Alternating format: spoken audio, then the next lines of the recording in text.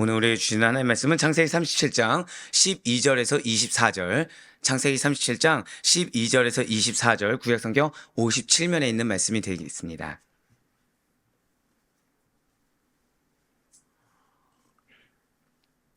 앞서 말씀드렸다시피 양해의 말씀 좀 드리면요. 주보가 지금 잘못 나갔습니다. 아마 홈페이지에 올라온 주보는 맞게 나갈 텐데요. 그 인쇄가 이미 나와버려서 수정을 못했습니다. 창세기 37장 12절에서 20절이 아니라 24절까지고 내일 25절부터 시작이라고 보시면 될 것 같습니다. 그 말씀을 찾으시면서 딱 오는데 걱정이 되는 거예요. 오는데 딱 여기 서서 찬양하는데 못 오신 분들이 좀 계시더라고요. 그 걱정이 돼가지고 무슨 일이 있나, 무슨 일이 생기셨나, 혹시 연락이 왔나 이렇게 보고 있는데 딱 기도가 끝났을 때 딱 들어와 계신 거죠. 예, 딱 들어와 계신 거죠. 순간 기분이 이게 정말 날아갈 것 같은 거예요. 기분이 힘이 나는 거죠. 오늘 야곱이 그런 심정입니다. 네, 오늘 야곱이 그런 심정으로 자녀들을 찾습니다. 자, 예, 그냥 하는 말은 없습니다. 네. 자, 우리 한 절씩 교독하도록 하겠습니다. 창세기 37장 12절에서 24절까지의 말씀 한 절씩 교독하신 후 맞아 24절 말씀 한 목소리 합독하시겠습니다. 그의 영들이 세겜에 가서 아버지의 양떼를 칠 때에 이스라엘이 요셉에게 이르되 내 형들이 세겜에서 양을 치지 아니하느냐 너를 그들에게로 보내리라.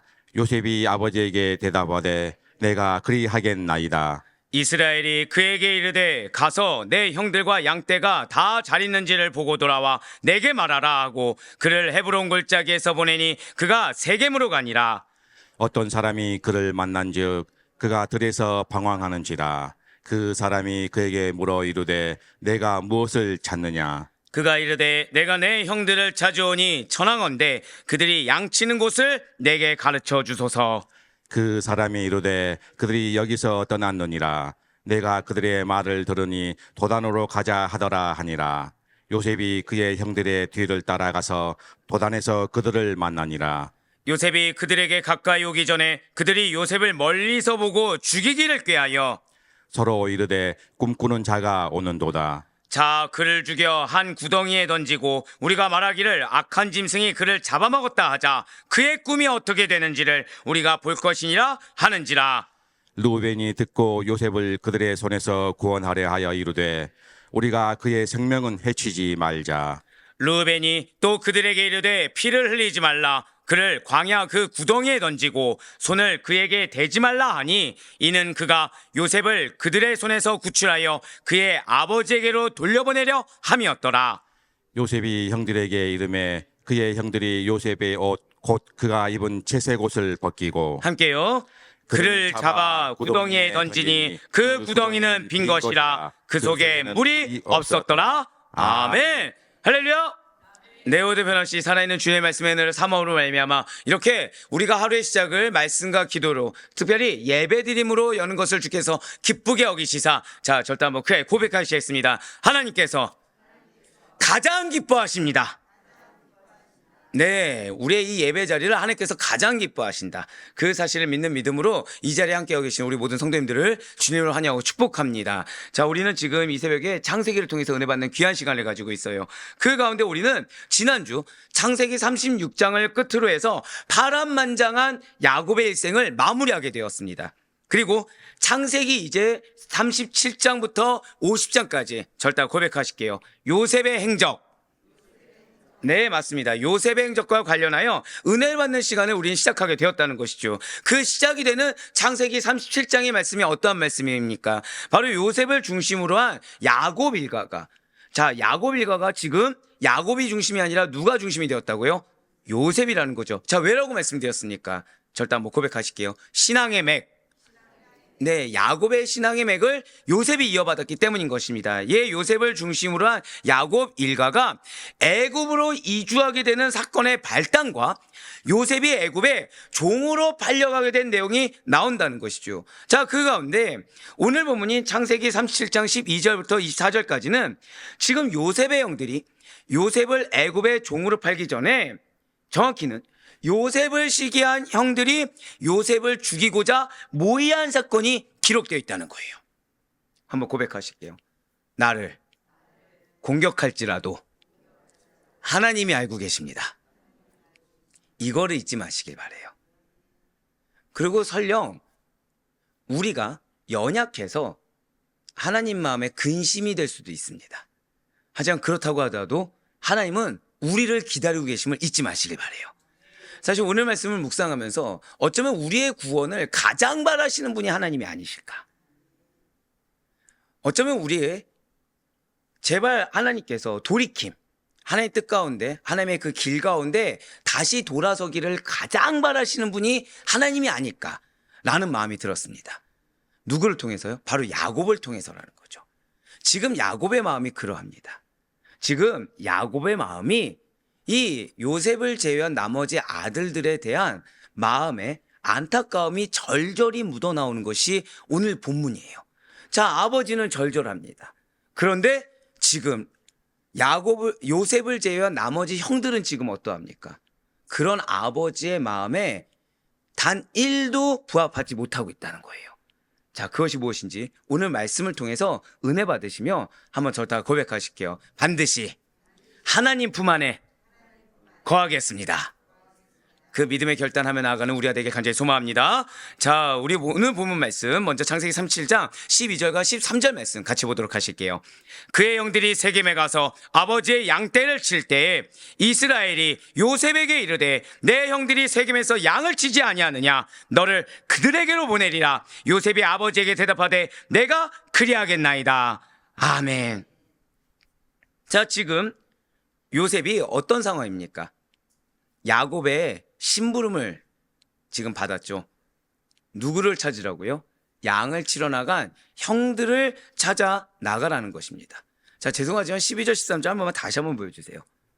자, 제가 일부러 아무 표시를 안 했습니다. 혹시 이 문장을 읽으실 때 이상한 거 발견하신 거 없으십니까?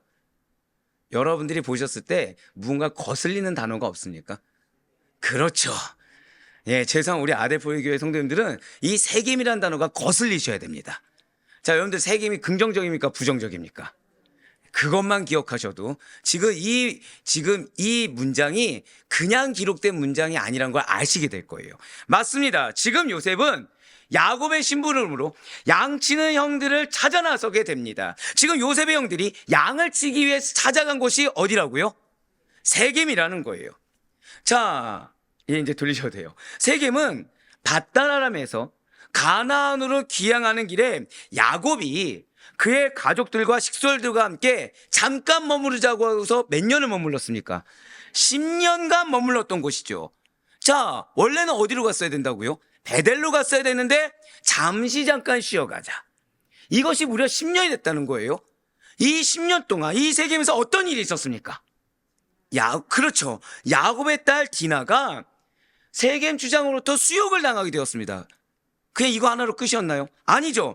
이 일로 인해서 야곱의 아들 시므온과 레이가 세겜성 남자 모두를 몰살시켰습니다. 그렇습니다. 세겜이란 곳이 어떤 곳인가요? 세겜이란 이 야곱의 가족들에게 있어서 어떤 땅입니까? 세겜은 여전히 야곱의 가족들에게 있어서 수치스러운 땅입니다. 분노의 마음이 남아있는 땅이라는 거죠. 그런데 지금 야곱의 아들들 시므온과 레위를 포함한 야곱의 아들들, 자, 제가 지금 누구를 포함한다고 그랬어요? 자, 세겜에서 누가 세겜 족속들을 죽였다고요? 시므온과 레위입니다. 그러니까 이렇게 생각하시면 되죠. 내 자녀가 어디에서 큰 실수를 한 거예요. 큰 실수를 한 지 얼마 지나지 않았습니다. 그런데 그곳에 지금 뭐하러 갔다고요? 양을 치러 갔다는 거예요. 하필 세겜이라는 거죠. 지금 야곱의 아들들이 시므온과 레위를 포함한 야곱의 아들들이 얼마나 생각 없이 지금 얼마나 철없이 양떼를 몰고 세겜에 간 것입니까? 이로 인해서 지금 아버지 야곱이 너무 근심하기 시작한 거예요. 너무 걱정이 되는 것입니다. 그래서 지금 요셉을 보내서 이들의 안부라도 알기를 원했다라는 거예요. 지금 아버지의 부탁을 받은 요셉은 형들과 사이가 좋지 않습니다. 그렇죠? 지금 형제들 중에 누구만 남겨놓고 세겜으로 갔어요?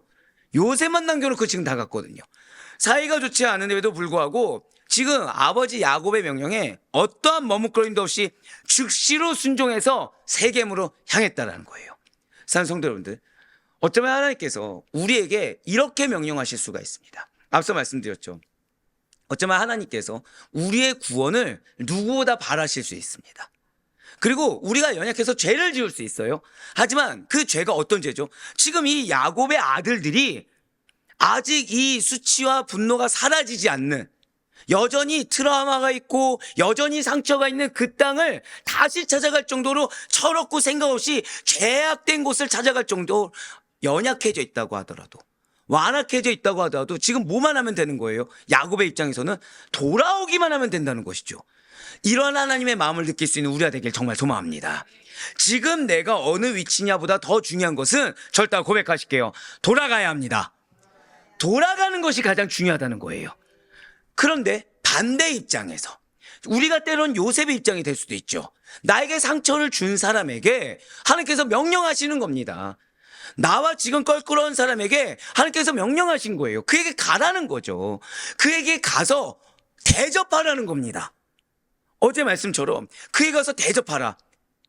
그 말씀에 요셉과 같이 즉시로 순종할 수 있는 우리가 되시길 바라요. 요셉과 같이 즉시로 순종했을 때 절대 고백하실게요. 하나님의 역사가 기다리고 있습니다. 이걸 기억하시길 바라요. 하나님의 역사가 기다리고 있음을 잊지 마시길 바랍니다. 물론 그 땅으로 가서 그 사람에게 가서 내가 더 험한 상처를 당할 수도 있어요. 하지만 오늘 본문을 보시면 그 가운데 기적이 있습니다. 그 가운데 돕는 손길이 있습니다. 그 가운데 하나님의 역사가 있다는 거예요. 그리고 그 역사를 통과해야, 자, 이렇게 생각하시면 되죠. 만약에 요셉이 순종하지 않았으면 여기에서 끝났을 것입니다. 그런데 그렇게 끝내지 않았기 때문에 이스라엘은 절대 고백하실까요? 축복의 확산, 12지파로 확산될 수가 있었다는 거예요. 이 요셉의 고난이 있었기 때문에 한 번 더 고백하실게요. 나의 연단이 가족의 축복의 확산입니다. 이걸 기억하셔야 된다는 거예요. 우리가 사업을 운영하면서도 또 연단의 시간이 있을 수 있죠. 그때 그 믿음이 필요하다는 거예요. 사업을 시작하게 하신 이가 하나님이시라고 한다면 이 연단의 시간이 바로 하나님의 축복의 확산의 시간이 된다. 할렐루야. 네, 그렇습니다. 지금 요셉은 형들과 사이가 좋지 않아요. 형들과 사이가 좋지 않았지만 정말 성경 말씀대로 즉시로 순종합니다. 어떠한 머뭇거림 없이 세겜으로 향했다라는 거예요. 자, 그런데 지금 이 순종이 얼마나 대단한 것이고 이 야곱의 아들들이 얼마나 지금 이 마음 가운데 좋지 않은 마음, 정확히 말씀드리면 미움, 시기, 질투가 가득했는지 지금 보여지는 땅이 또 세겜입니다. 왜일까요? 야곱 가족이 지금 머물러 있는 곳은 헤브론입니다. 헤브론에서 세겜까지 거리가 얼마나 떨어져 있겠습니까? 그냥 우리들의 집 앞에 편의점 마켓 정도를 다녀올 정도의 가까운 거리였을까요? 그냥 걸어서 한 1시간 거리, 30분 거리였을까요? 그러니 귀찮음을 무릅쓰고 금방 심부름을 다녀올 수 있을 만한 거리였기 때문에 요셉이 야곱의 명령에 예스 아멘 했던 것입니까? 전혀 아니라는 거죠. 절대 고백하실까요? 100km. 벌써 고백하기가 어렵죠. 자, 야곱의 아들들이 양을 치러 몇 킬로미터까지 떨어진 곳을 갔다고요? 100km입니다. 그냥 좀 직설적으로 말씀드릴까요? 이 요셉을 사랑하는 야곱의 집안이 지긋지긋한 겁니다, 지금. 최대한 멀리 떨어져서 가는 거예요. 최대한. 그런데 간 곳도 하필이면 어디라고요? 세겜으로. 그런데 반대로 지금 요셉은 어느 명령에 순종했다고요? 100km 있는 곳을 찾으러 가란 말에, 그것도 어떤 사람들 대상으로요? 내가 좋아하는 사람도 아닙니다. 내가 막 극진히 사랑해서 보고 싶은 사람도 아닙니다. 사이가 좋지 않은 형들을 찾으러. 우리가 영혼을 대접할 땐 이런 것조차도 불사해야 되는 겁니다. 하나님이 여러분들에게 영혼을 대접하라. 어떤 영혼을 붙여주셨을 때 대접할 만한 환경이기 때문에 붙여주시는 것이 아니에요. 한 번 더 고백하실게요. 그럼에도 불구하고. 맞아요. 그럼에도 불구하고 대접할 수 있기를. 그 믿음을 보길 원하신다는 거죠. 방금 뭐라 말씀드렸습니까? 절대 고백하실게요. 결과를 예측하지 말고. 바로 그거예요. 결과를 예측하지 말고 그 순간에 믿음을 보길 원하신다는 겁니다. 예, 맞습니다. 보통 이 당시 때 50km 정도가 쉬지 않고 걸었을 때 12시간 정도가 소요가 됩니다. 쉬지 않고 걸었을 때입니다. 그러니까 이틀 정도 지금 걸리는 거리다라고 보시면 된다는 거예요. 그것을 지금 요셉이 순종한 겁니다. 그것을 요셉이 순종했어요. 왜냐, 쉬지 않고 걸었을 때니까. 우리가 보통 이제 걸을 때 12시간 쉬지 않고 걸 수 있습니까? 없습니까? 없습니다. 군대에서 행군할 때도 1시간이나 2시간 정도 걷고 쉬고 이렇게 가거든요. 마찬가지라는 거죠. 지금 100km 거리를 요셉이 순종한 거예요. 형들과 사이가 좋지 않음에도 불구하고, 거리 역시도 다녀오는 데 있어 쉽지 않음에도 불구하고, 자, 그리고 이 거리 가운데 생명의 위협을 느낄 만한 요소들이 있을까요? 없을까요? 당연히 있다는 거죠. 자, 지금 야곱이 왜 걱정을 하겠습니까? 지금 세겜 땅에서 무슨 일이 벌어질지 모르는 거예요. 왜죠? 시몬과 레이를 생각하시면 되죠. 그리고 그 과정 가운데 광야에서 야수들을 만날 수도 있고 도적대를 만날 수도 있는 겁니다. 자, 형들은 무리라도 지었죠. 지금 요셉은 무리가 갔습니까? 혼자 갔습니까? 혼자 갔어요. 산성도님들, 때로 사명이라는 것은 이렇게 홀로 가는 길입니다.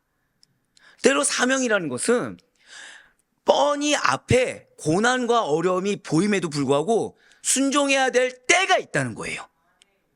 하지만 그럴 때 하나님께서 우리로 하여금 믿음을 보기 원하시기 때문에, 어떤 믿음이요? 그럼에도 불구하고 예측이 됨에도 불구하고 그것을 뛰어넘는 믿음을 보길 원하시기 때문에 명령하신다는 사실을 잊지 마시길 바래요. 지금 맞습니다. 요셉은 세겜 땅에 순종해서 갈 만한 이유가 단 하나도 없습니다. 불편하죠. 별로 좋아하지 않습니다. 거리 어때요? 거리도 멉니다. 중간에 난관 허다하죠. 게다가 지금 요셉이 피해자입니까? 형들이 피해자입니까? 지난주에 말씀드렸죠. 지금 요셉 상황도 그렇게 호락호락한 상황이 아니었다고. 왕따를 당한 겁니다. 자, 한번 여쭤볼게요. 요셉이란 단어를 빼고 11명 중에서 10명이 무리를 지어서 한 명을 왕따시켰다. 피해자를 우린 누구라고 얘기합니까?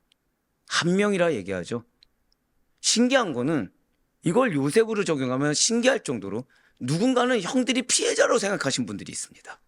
왜요? 고자질을 했다고. 그렇지만 그 문제가 아니죠. 요셉의 성품은 어땠다고요? 문제를 보아 넘길 수 없는 성격이라고 말씀드렸습니다. 악을 타협할 수 없는 성격이라고. 자, 지금 피해자가 누구를 위해서 지금 순종하고 있는 거예요? 가해자를 위해서. 정확히는 가해자들을 위해서 순종하고 있는 거예요. 사랑하는 성도 여러분들, 어제 말씀 가운데 우리가 영혼을 대접해야 된다고 말씀드렸습니다. 근데 어쩌면 그 영혼이 여러분들에게 있어서 가해자일 수 있어요. 정확히 말씀드릴까요? 내가 그 영혼을 위해서 아무런 노력을 안 했으면 모르는데 노력을 했음에도 불구하고 더 상처를 주는 거죠. 노력을 했음에도 불구하고 더 어려움을 주는 겁니다. 근데 죄송한 말씀이지만 하나님은, 지금 야곱은 요셉의 입장에서는 굉장히 섭섭할 만한 얘기를 지금 한 거예요. 그렇죠? 누가 피해자예요 지금? 요셉이 피해자죠. 근데 지금 이 요셉에게 뭐라고 한 거예요? 가해자들을 찾아서 그들이 잘 지낸지 봐봐. 이러한 명령이라도 순종할 수 있어야 되는 겁니다. 거기에 하나님의 역사가 일어나는 거예요. 실제로 하나님께서는 갑절에 보응을 하시는 분이십니다. 믿으십니까? 우리는 이 결말을 알고 있어요. 근데 우리는 결말만 믿고 싶어 하지 이 과정을 보려고 하지 않습니다. 상성도님들 반드시 기억하시길 바래요. 요셉의 연단이 있었기 때문에 야곱의 축복의 확산이 이루어질 수가 있었던 것입니다. 요셉의 순종이 있었기 때문에 야곱의 나머지 아들들이 회심할 수가 있었다는 사실을 잊지 마시길 바라요. 이어서 창세기 37장 14절과 15절 말씀 보도록 하실게요. 이스라엘이 그에게 이르되 가서 내 형들과 양떼가 다 잘 있는지를 보고 돌아와 내게 말하라 하고 그를 헤브론 골짜기에서 보내니 그가 세겜으로 가니라. 어떤 사람이 그를 만난즉 그가 들에서 방황하는지라. 그 사람이 그에게 물어 이르되 내가 무엇을 찾느냐. 아멘. 진실로 하나님은 모든 이들이 구원에 이르기를 원하십니다. 여러분들에게 붙여준 연약한 영혼들도 주님이 구원받기를 원하시는 사랑의 마음이 있다는 사실을 먼저 기억하시길 바라요. 그리고 의심치 말아야 됩니다. 한번 우리 선포하실까요? 변화될 것입니다. 이걸 의심치 말아야 돼요. 주님을 만나서 주님을 영접하고 반드시 믿음으로 말미암아 변화될 것이다. 자, 그렇습니다. 지금 야곱이 바로 그러해요. 야곱은 분명히 요셉을 편애하고 있습니다. 하지만 그라고 하더라도 다른 아들들을 걱정하는 이 아버지로서의 본능, 부성의 본능은 어쩔 수가 없었다는 거죠. 그래서 비록 먼 거리이며 위험이 도사리고 있는 세겜은 맞지만 요셉을 보내어서 지금 무엇을 명령했어요? 다른 아들들의 안부를 알아오라라고 한 것입니다. 자, 요셉은 평소에도 하나님의 말씀, 부모님의 명령에 순종했던 요셉입니다. 그래서 지금 요셉은 그냥 평소와 마찬가지로 아버지의 명령에 순종해서 홀로 세겜까지 갔다라는 거예요. 여러분들의 신앙이 삶이 되어야 하는 이유가 바로 여기에 있습니다. 여러분들의 신앙이 삶이 되어야 하는 이유가 특별히 절대 고백하실게요. 아비투스. 그것 때문이에요. 특별히 무언가를 해서 결단하고 나아가는 것이 아니라 여러분들의 삶이 되어야 되는 것입니다. 그냥 어떠한 상황 가운데서도 어떠한 명령에서도 하나님의 명령을 분별해서 즉시로 순종할 수가 있어야 된다는 거죠. 아니나 다를까 지금 요셉은 형들을 찾다가 자 이제 좀 이해가 되시죠? 15절에 방황했다는 것이 100km를 걸어간 거예요. 100km를. 자 그런데 중요한 것은 지금 100km를 가는데 어떤 옷이죠? 무슨 옷을 입고 갔을까요? 맞아요. 편한 목동 옷이 아니라 관리자가 입는 채색 옷을 입고 지금 요셉은 형들을 찾다가 길을 잃고 방황하며 기진맥진하게 되었습니다. 그런데 이렇게 형들을 찾아 나선 요셉의 옷은 목동의 옷이 아니라 관리자들이 입는 채색 옷을 입고 지쳐서 기진맥진하면서 열심히 형들을 찾고 있었다는 거예요. 이 모습이 다른 사람들 눈에 기이하게 보였다는 거죠. 왜죠? 왜죠? 왜일까요? 자, 관리자라 말씀드렸습니다. 그러면 1번, 관리자가 직접 찾는 것이 맞다. 2번, 관리자니까 당연히 부리고 있는 종들이나 노예들을 시키는 것이 맞다. 어느 쪽일까요? 2번이 맞다는 거예요. 그러니까 다른 사람들 눈에 기이하게 보이는 겁니다. 아니 관리자인데 왜 이렇게 저렇게 행색이 지친 행색을 가지고 그쵸 당연하죠. 100km를 걸었으니까 저렇게 기진맥진 찾고 홀로 뭐 찾고 있는 거지 궁금해하면서 기이했다는 거예요. 일상적인 상황이 아니라는 거죠. 지금 관리자가 종을 시키지 않고 관리자 자신이 누군가를 찾다가 기진맥진해서 쓰러진 상황이다 보니까 일반적으로 볼 수 있는 상황이 결코 아니었다는 거예요. 계속해서 창세기 37장 16절과 17절 말씀 보시길 바랍니다. 그가 이르되 내가 내 형들을 찾아오니 청하건대 그들이 양치는 곳을 내게 가르쳐 주소서. 그 사람이 이르되 그들이 여기서 떠났느니라. 내가 그들의 말을 들으니 도단으로 가자 하더라 하니라. 요셉이 그의 형들의 뒤를 따라가서 도단에서 그들을 만나니라. 아멘. 자, 그러니까 이렇게 형들을 찾으며 방어하는 요셉을 당연히 이상하게 여기서 지켜보는 사람이 존재했던 것입니다. 그는 그 상황이 기이하다 보니까 일반적이지 않다 보니까 요셉에게 물어보는 거예요. 무엇을 찾느냐? 절대 고백하실게요. 나의 성실은 헛되지 않습니다. 바로 그거예요. 여러분들이 어떤 위치나 당시의 옷은 위치와 신분을 상시한다고 말씀을 드렸습니다. 어떤 위치냐, 어떤 직분이냐에 상관없이 열심을 다한다고 한다면 돕는 손길이 반드시 있게 됨을 의심치 마시길 바래요. 지금 요셉이 그러해요. 지금 요셉은 세겜으로 갔습니다. 갔는데 형들을 찾았습니까? 못 찾았습니까? 못 찾았어요. 근데 문제가 있죠. 100km를 갔습니다. 세겜에 어떤 지인이나 친척도 없어요. 돕는 사람도 없어요. 지쳐있는 상황이죠. 그 순간이야말로 지금 돕는 손길이 필요하다는 거예요. 그런데 그렇게 성실히 순종한 요셉에게 돕는 손길이 임한 겁니다. 무엇을 찾느냐? 그리고 요셉은 이 기회를 놓칠세라. 형들이 거하고 있는 곳이 어디인지 그 정보를 얻기 위해서 고군분투했다는 거예요. 네, 맞습니다. 지금 요셉은 불평을 갖지 않습니다. 지금 요셉은 불만을 갖지 않고요. 지금 요셉은 자신에게 매여 있지 않습니다. 오직 단 하나, 절대 고백하실게요. 명령을 수행해야 합니다. 여기에 포커스 맞추고 있어요. 딱 하나예요. 그러니까 사람이 무엇을 찾느냐고 물었을 때, 자, 100km를 걸어서 지쳐 있습니다. 뭐부터 바라야 될까요? 사막지대, 그쵸? 물을 바라고 쉴 곳을 찾아야 됩니다. 근데 그걸 찾지 않고 지금 누굴 찾았어요? 형들을 찾고 있다는 거예요. 내 입장에서 내가 지금 갈급하고 필요한 걸 찾는 것이 아니라 명령에 끝까지 충성을 다하고 있다는 거죠. 사랑하는 성도 여러분들, 사역을 감당할 때는 이렇게 될 수밖에 없습니다. 사역을 감당하다 보면 우리가 100km를 걸어간 것처럼 지칠 때가 올 수 있고요. 힘들 때가 올 수 있어요. 하지만 그때에서라도 표대를 놓쳐서는 안 됩니다. 명령이 무엇인지 놓쳐서는 안 돼요. 우리는 흔히 은혜와 도움의 손길, 역사하심을 기대합니다. 그거를 경험하길 원한다고 한다면 끝까지 명령에 합당하게 움직여야 됩니다. 나의 사명에 합당하게 움직일 때 그 사명과 관련된 도우심을 경험하게 됨을 잊지 마시길 바래요. 바로 그렇습니다. 지금 요셉은 아버지 야곱의 명령을 수행하기 위해서 성실하게 끝까지 수고하고 있습니다. 그리고 이러한 성실함은 후에 보디발의 집에서 가정 총무로 일할 때나 애굽의 총리로 일할 때에도 드러난 요셉의 일생을 특정지었던 중요한 성품이라는 거죠. 그러니까 요셉이 그냥 어떤 연단을 통과하니까 갑자기 성실함이 생긴 것이 아니라는 거예요. 야곱의 신앙의 맥을 이은 요셉 본래의 선한 성품이었고 그것이 꾸준한 그의 성품으로 자리매김 하고 있었다는 것입니다. 사랑하는 성도 여러분들, 신앙에는 훈련이 필요합니다. 신앙은 그냥 내 일상생활 따로 종교생활 따로 할 수 있는 것을 신앙이라 하지 않습니다. 왜냐하면 신앙이 나의 삶이 되고 신앙에서 연단과 훈련과 그리고 내가 계속해서 준비가 되어 있지 않으면 나도 모르게 나오는 아비투스가 나의 본질이 나올 수가 있다는 거예요. 여러분들이 있으리 나도 모르는 사이에 어떠한 고난과 연단 가운데 불평이 나온다. 죄송하지만 나는 아직 옛 모습을 버리지 못한 것입니다. 하지만 그렇지 않고서 내가 어떤 상황에서도 표대를 놓치지 않고 있다. 하나님이 나를 기뻐하심을 확신하시기 바래요.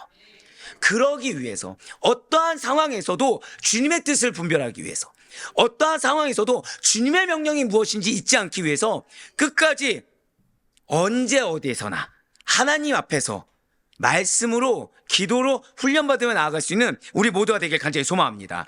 그러면서 17절에 붉은색으로 표현된 부분을 한번 보시길 바래요.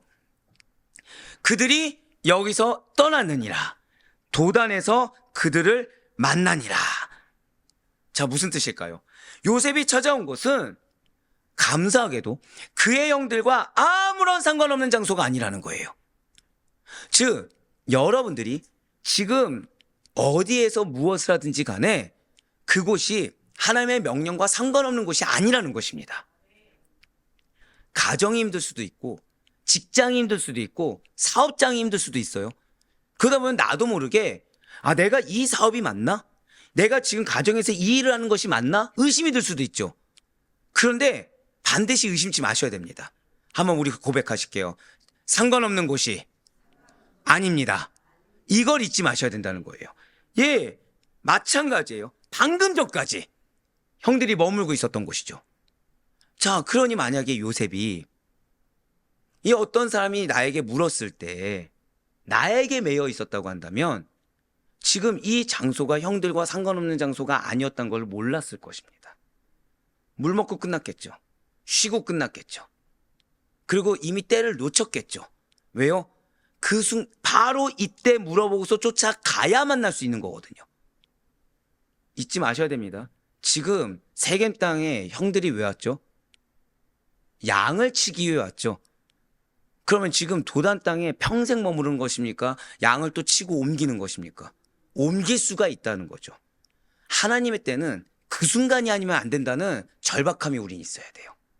지금 주신 말씀을 지금 이행하지 않으면 안 된다라는 절박함이 있어야 되는 것입니다. 산성도님들, 제가 기도를 게을리하지 못하는 이유, 말씀을 게을리하지 못한 이유가 여기에 있어요. 두렵기 때문입니다. 왜 두렵냐면 지금 여러분들에게 주고자 하시는 이 말씀이 지금이 아니면 안 되는 거예요. 지금이 아니면. 그렇기 때문에 이거를 만약에 제가 게을러서, 제가 인간적인 감정 때문에 전하지 못한다고 한다면 이 축복을 누가 보상할 수가 있단 말입니까? 이 말씀 가운데 하나님이 돕기를 원하시는 누군가가 있을 텐데 과연 이거를 누가 책임져 줄 수 있겠습니까? 마찬가지예요.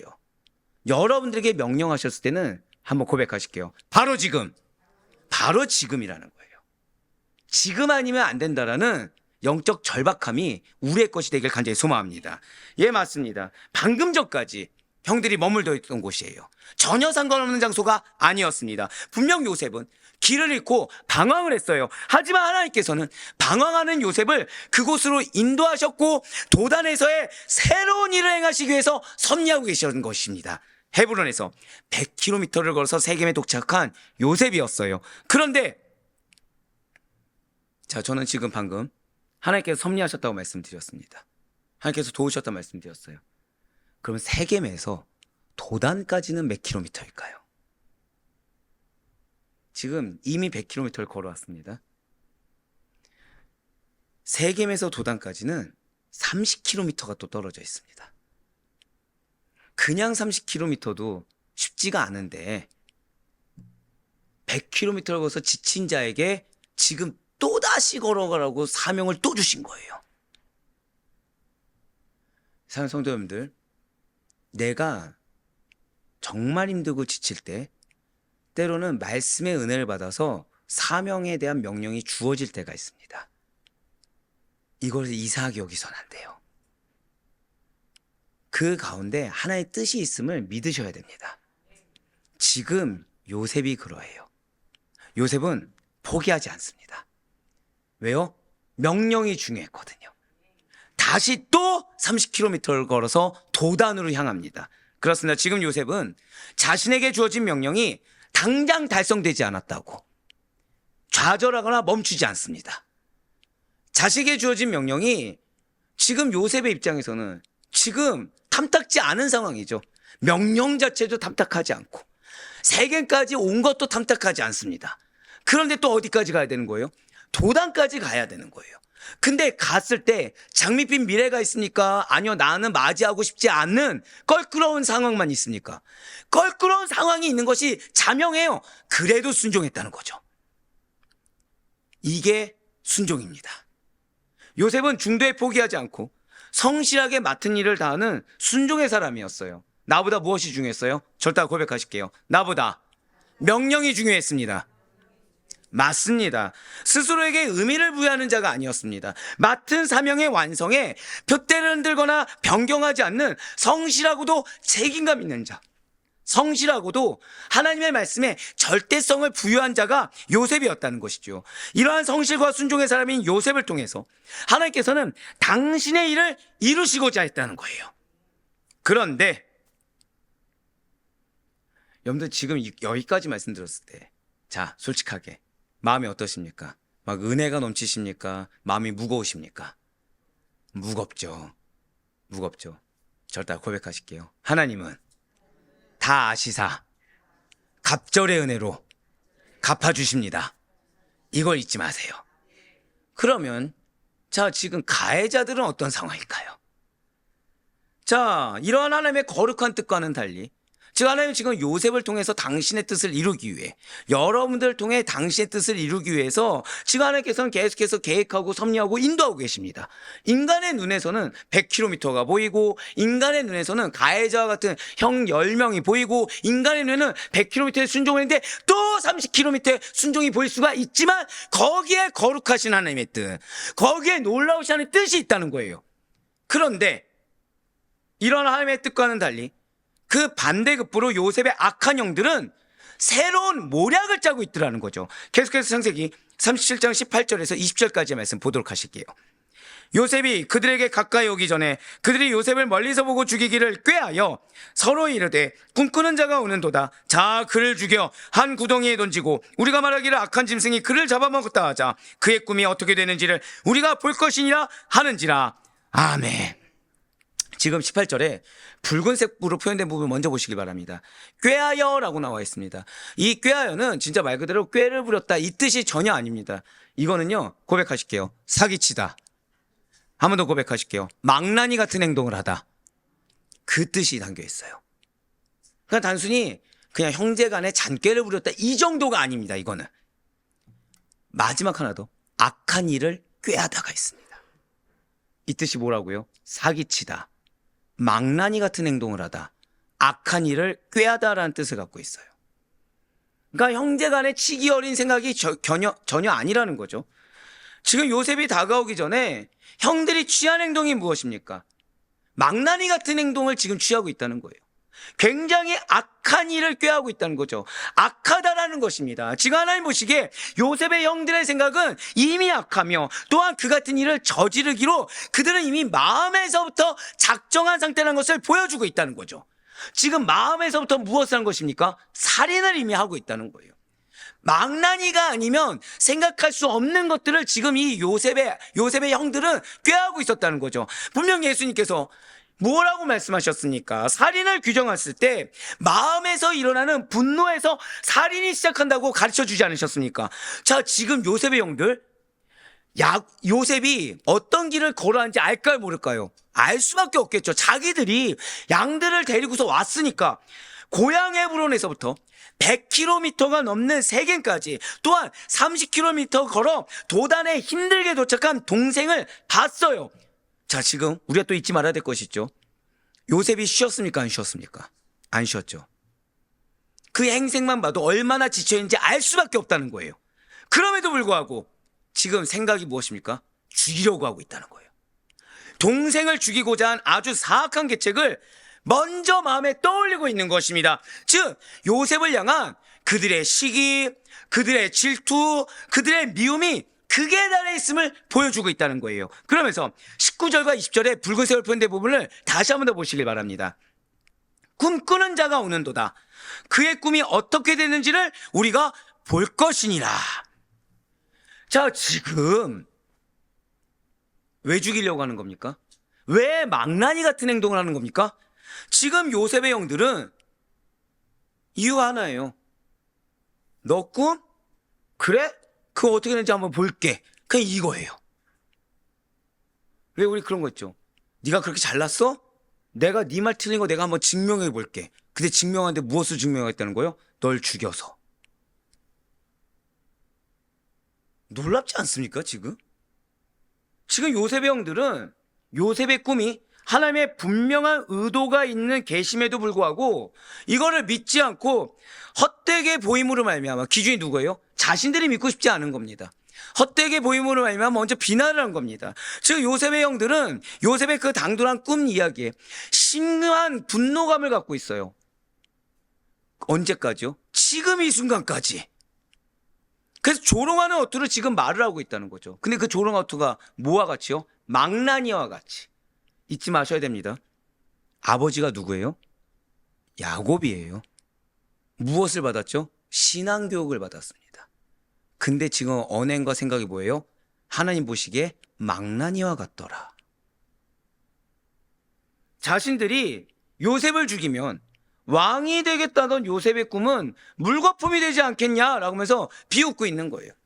그러니까 그 꿈 하나만 이렇게 없앨 수만 있다고 한다면, 꿈 하나만 달성하지 않을 수 있다고 한다면 죽이는 게 낫다는 겁니다.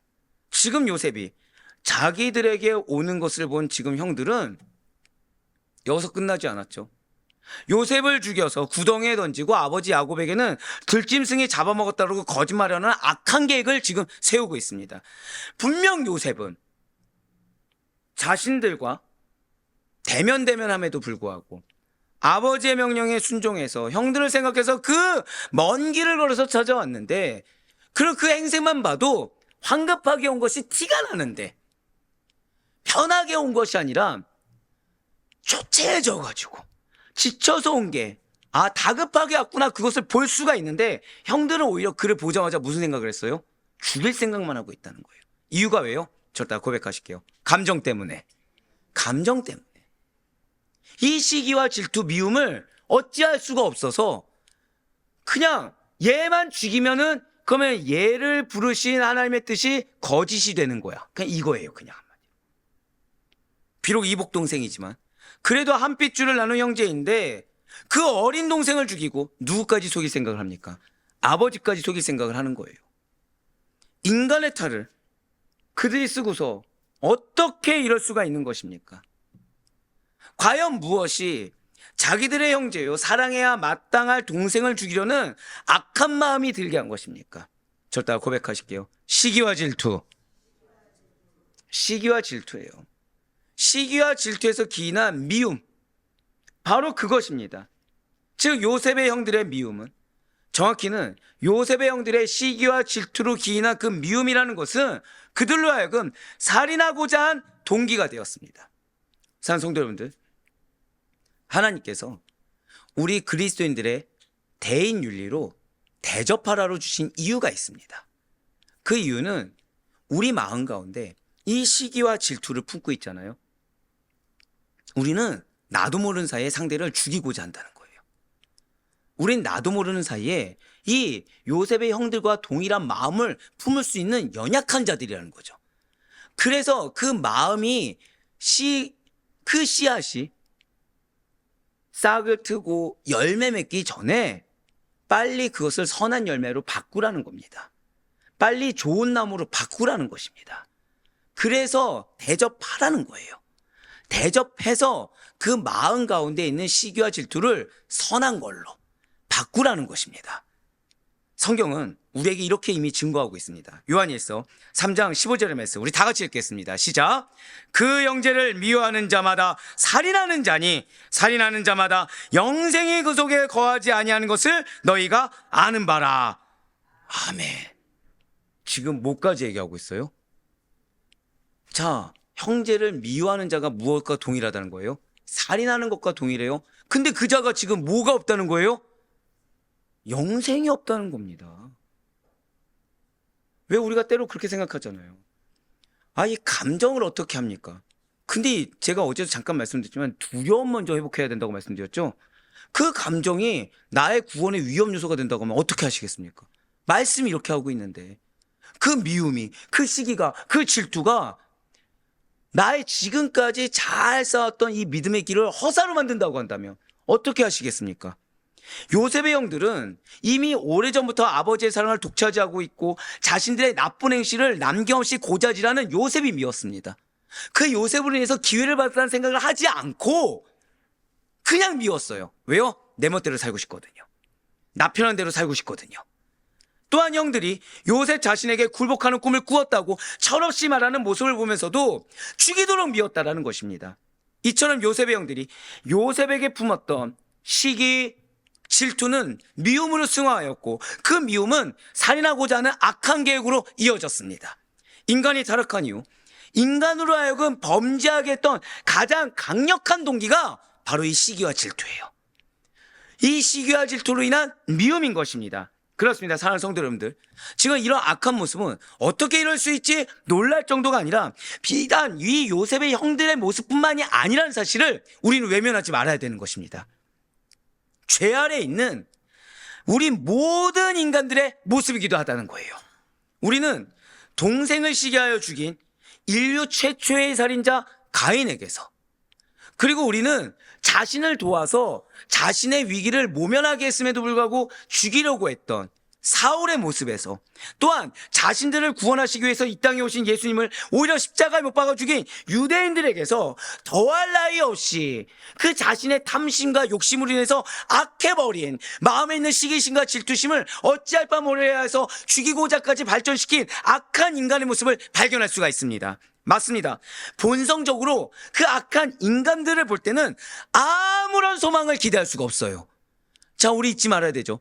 요셉이 지금 형들을 보고 갔습니까? 아버지의 명령에 순종했습니까? 바로 그거예요. 그렇기 때문에 우리는 요셉이 그러했듯이 오직 죄인을 구원하시기 위해서 저 하늘 보좌를 버리고 이 땅에 오셔서 죄인들을 대신해 죽으셨다가 사망 권세를 물리치고 부활하신 예수 그리스도만을 바라보시고 그에게만 소망을 두시고 그의 명령에 집중하며 나아갈 수 있는 여러분과 제가 되어야 되는 것입니다. 이어서 창세기 37장 21절부터 24절까지 말씀 보도록 하실게요. 르우벤이 듣고 요셉을 그들의 손에서 구원하려 하여 이르되 우리가 그의 생명을 해치지 말자. 르우벤이 또 그들에게 이르되 피를 흘리지 말라. 그를 광야 그 구덩이에 던지고 손을 그에게 대지 말라 하니 이는 그가 요셉을 그들의 손에서 구출하여 그의 아버지에게로 돌려보내려 함이었더라. 요셉이 형들에게 이르매 그의 형들이 요셉의 옷 곧 그가 입은 채색 옷을 벗기고 그를 잡아 구덩이에 던지니 그 구덩이는 빈 것이라 그 속에 물이 없었더라. 아멘. 지금 르우벤은 요셉을 구하기 위해 그의 생명을 해치지 않기 위해서 다른 형제들을 말렸습니다. 그러나 이를 듣지 않고 끝내 요셉은 채색 옷이 강제로 벗겨진 채로, 즉 알몸입니다, 지금 구덩이에 갇히게 되었어요.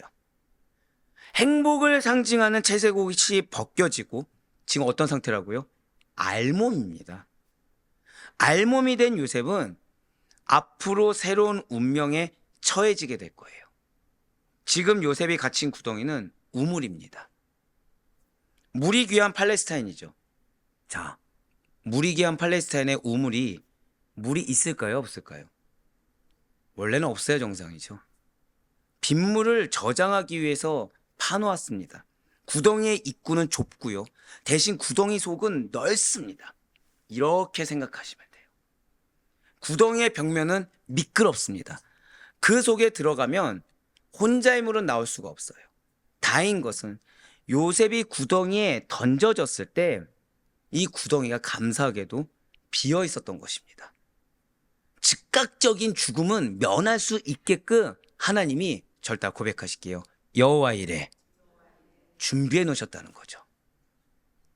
사랑하는 성도님들, 어쩌면 여러분들이 삶 가운데 말씀에 순종했는데 마치 구덩이에 갇힌 것처럼 절망 가운데 보일 수가 있습니다. 지금 구덩이 입구가 좁았다고 말씀드렸잖아요. 빛이 잘 보이지 않는 거죠. 실 같은 어둠이죠. 나는 어떤 상태요? 알몸으로 지금 던져진 겁니다. 내가 누려왔던 것까지도 빼앗기면서 난 그 안에 던져진 것입니다. 근데 그 안에 뭐가 있었다고요? 여호와 이레가 있었다는 거예요. 그런데 중요한 것은 이 구덩이 속에 계속 있게 된다면 추위와 배고픔으로 죽을 수밖에 없는 상황이에요. 이 가운데서도 하나님께서는 여호와 이레 준비하고 계시는 사실을 잊지 마시길 바래요. 그건 이제 내일 말씀으로 이어지게 될 겁니다. 사랑하는 성도 여러분들, 인류 역사상 전쟁이 끊이지 않고 있는 이유가 무엇입니까? 독일 나치 강제 수용소의 그 집단 학살 같은 뼈아픈 일들이 왜 일어나고 지금도 알카에다라든지 이런 어떤 범죄 단체들의 그 끔찍한 일들이 왜 일어나게 되는 것입니까? 인간의 잔인성과 죄성은 사실은 이때부터 망나니와 같더라 계속해서 반복되고 있다는 거예요. 인간의 마음속에 가득한 질투와 시기심이 미움으로 발전하고 그것이 살인으로 계속 이어지고 있다는 거죠. 특히나 요즘은 돈과 관련된 범죄에 대한 소식을 많이 들어보게 되지 않습니까? 얼마나 많은 사람들이 자신에게 돈으로 피해를 입힌 사람에게 악한 감정을 품고 미워합니까? 그들은 상대방을 미워하는 마음을 스스로 어떻게 해결하지 못하고 급기야는 채권자가 채무자를 때려 죽이는 일이 벌어지고 있다는 거예요. 즉 돈이 무엇보다 소중해진 거예요? 목숨보다 소중해졌다는 거죠. 그들은 자신의 이익이라는 돈이 우상이 되어서 사람의 목숨을 파리 목숨 죽이듯이 쉽게 죽여버린다는 것입니다. 심지어 부부관계에서도, 심지어 부모 자식 가운데서도 그 시기하는 마음, 질투하는 마음, 부부 가운데서는 내가 우월관에 있어야 되는데, 내가 지금 이렇게 다스려서 내 멋대로 해야 되는데, 부모 자식 간에서는 부모는 부모대로, 자녀는 자녀대로 원망하는 마음, 속상한 마음, 섭섭한 마음, 억울한 마음, 그 마음들이 해결이 안 되고 있다는 거예요. 그러면서 그 마음들이 결국 어디까지 발전합니까? 미워하는 마음까지 발전해서 나도 모르는 사이에 내가 입 밖으로 내뱉는 것을 하나님께서는 망나니아 같아라고 얘기하는 것도 모르는 상태에서 내뱉어버리고 말고 있다는 거죠. 그렇게 세월이 지나서 골마버리다 보니까 뭐까지 발생하는 겁니까? 죽고 죽인 일이 발생하게 된다는 거예요. 이처럼 오늘날에만 이런 일이 있는 것이 아니라는 거죠. 지금 요셉 당시에도 있는 겁니까? 없는 겁니까? 있다는 거예요. 하나님 뭐라 평가하셨다고요? 악한 망나니와 같더라. 이처럼 시기하고 질투하고 미워하는 인간의 악한 본성으로는 아무런 미래의 희망을 발견할 수 없음을 기억하시길 바래요. 우리가 사역 가운데 사명 가운데 좌절하는 이유가 바로 이겁니다. 인간에게 자꾸 희망을 발견하려고 하는 거예요. 즉, 좀 더 직설적으로 말씀드리면 예를 들면 어제 대접하라고 하나님께서 말씀해 주셨어요. 기대를 하는 거죠. 어떤 기대하죠? 내가 대접했으니 이만큼. 그건 누구에게 지금 소망을 갖는 겁니까? 상대에게. 지금 뭐에 의미를 부여한 겁니까? 내가 한 거에. 두 가지 죄가 있죠. 하나는 나도 모르는 사이에 나의 의를 드러내고 있고, 두 번째는 자, 우리의 소망은 누구입니까? 예수 그리스도라는 걸 알면서도 은연중에 뭘 기대하고 있어요? 상대에게 소망을 두고 있는 거예요. 오늘 요셉을 기억하셔야 됩니다. 요셉은 형들에게 지금 소망을 둔 것이 아닙니다. 그냥 아버지의 명령에 순종한 거예요. 아버지의 명령에 순종했기 때문에 자신이 어떤 처지가 되었더라도 하나님의 섭리라고 인정할 수가 있었던 겁니다. 기억하셔야 돼요. 우리가 하나님의 섭리를 보기 위해서는, 하나님의 섭리를 믿기 위해서는 하나님만 봐야 됩니다. 명령에 포커스를 둬야 됩니다. 그 앞에 있는 영혼이 변하냐 변하지 않느냐, 이거는 내 영역이 아닙니다. 내가 할 거는 대접하라고 하면 대접하면 되고, 내가 할 것은 가서 안부를 알아보라 하면 안부를 알아보면 되는 것이고, 내가 할 것은 너가 구덩이에 갇혀야 되면 갇히면 되는 겁니다. 갇히게 하신 이가 하나님이시면 끄집어내는 이도 하나님이십니다. 잘 가는 것 같다고도 막히게 하신 이가 하나님이시면 뚫게 하신 이도 하나님이십니다. 내가 지금 100km 가는데 30km를 더 가야 됩니까? 이건 중요하지 않습니다. 하나님의 명령이 30km면 이 30km가 나에게 은혜의 때인 줄 믿으시길 바라요. 전 이 말씀이 얼마나 감사한지 몰라요. 왜냐하면 지난주에 신방했던 한 곳 중에 하나가 기도하고 있었는데, 제가 흔히 쓰는 표현 중에 하나가 있어요. 왜 그런 거 있죠? 애매한 상황이 된 겁니다. 뭔지 아시죠? 응답이 된 것도 아니고 아닌 것도 아니고 기도해야 되는 상황이 온 거예요. 근데 하나님 지금 무슨 말씀 주셨어요? 100km 왔지만 30km 더 가. 자, 그러면 지금 우리는 어디에 포커스를 둬야 되죠? 내가 지금 100km나 인내하고 희생하고 헌신했는데 30km를 더 가야 됩니까가 중요합니까? 하나님의 명령이 지금 30km 뒤에 있는 것이 중요한 것입니까? 이걸 잊지 마세요. 우리가 왜 은혜를 못 받느냐? 이 30km를 못 견디는 거예요. 우리가 왜 은혜를 못 받느냐? 이 30km 뒤에 있는 이 사람들을 평가하고 있는 거예요. 이 상황을 평가하고 있는 거예요. 아닙니다. 하나님이 명령하셨음을 잊지 마세요. 그래서 다윗이 우리에게 이렇게 선포하고 있는 거예요. 시편 146편 3절부터 5절까지의 말씀입니다. 귀인들을 의지하지 말며, 사람도 아니죠 지금, 귀하게 보이는 사람입니다. 귀인들을 의지하지 말며 도림이 없는 인생도 의지하지 말지니, 즉 부하냐 비나냐 사람 자체를 의지하지 말라는 겁니다. 그의 호흡이 끊어지면 흙으로 돌아가서 그날에 그의 생각이 소멸하리로다. 야곱의 하나님을, 지금 다윗이 뭐라고 고백했어요? 야곱의 하나님이죠 지금 즉 요셉에게 명령한 것이 야곱입니까? 야곱을 통해 하나님이 명령하신 겁니까? 야곱을 통해 하나님이 명령하신 거예요. 야곱의 하나님을 자기의 도움으로 삼으며 여호와 자기 하나님에게 자기의 소망을 둔 자는 복이 있도다. 이 자가 여러분인 줄 믿으시길 바라요. 반드시 절대로 고백하실게요. 나에게 복을 주기를 원하십니다. 이거 의심치 마세요. 이거 의심치 마세요. 사랑하는 우리 성도 여러분들, 어떠한 도덕적인 가르침이나 철학과학이 우리의 삶을, 어떠한 사람의 지혜와 백그라운드가 우리의 삶을 희망찬 미래로 인도할 것이라는 그 장밋빛 미래를 가지고, 장밋빛 소망을 가지고 노력해 보아도 결국에는 실패로 돌아가게 되어 있습니다. 왜냐하면 인간 스스로의 계획과 힘과 노력으로는 한계가 있기 때문이라는 거죠.